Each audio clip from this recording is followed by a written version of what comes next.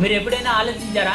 ప్రపంచంలో ఎన్నో పవిత్ర క్షేత్రాలు ఉండగా శివుడు ఎందుకు కాశీని మాత్రమే తన శ్వాసగా నివసంగా ఎంచుకున్నాడు? దాని వెనుక ఒక భయంకరమైన అద్భుతమైన రహస్యం ఉంది.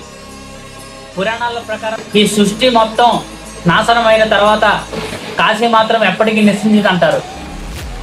ఎందుకంటే అది ఆ నగరాన్ని స్వయంగా శివుడే తన త్రిశూలంపై నిలబెట్టని చెప్తారు.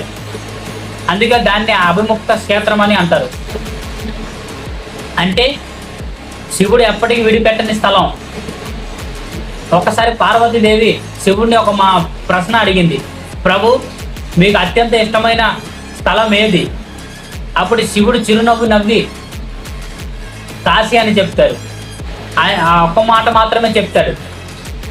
ఆ తర్వాత శివుడు చెప్పిన మాటలు వింటే ఆశ్చర్యపోతారు. కాశీలో ప్రాణాలు విడిచిన వారికి నేను స్వయంగా మోక్షం ప్రసాదిస్తాను. అందుకే ఎప్పటికీ లక్షలాది మంది తమ జీవితంలో ఒక్కసారైనా కాశీ వెళ్ళాలని కోరుకుంటారు. కానీ కాశీ మహిమ అక్కడితోనే ఆగిపోతుంది. ఆ నగరంలో కాలభైరవుడు స్వయంగా కపాల ఖడ్గాన్ని యముడు కూడా ఆయన అనుమతి లేకుండా కాశీలోకి అడుగు పెట్టాలంటారు. అందుకే కాశీని మరణానికి కూడా భయం లేని నగరం అంటారు. ఇంకో ఆశ్చర్య విషయం ఏంటంటే కాశీ విశ్వనాథ ఆలయం కింద ఇప్పటికీ ఎన్నో దివ్య రహస్యాలు దాగి ఉన్నాయి. చాలామంది నమ్ముతారు. కొంతమంది యోగులు అయితే కాశీ సాధారణ నగరం కాదు, అది భూమిపై ఉన్న ఒక దివ్య శక్తి కేంద్రం అని చెప్తారు. ఎందుకు?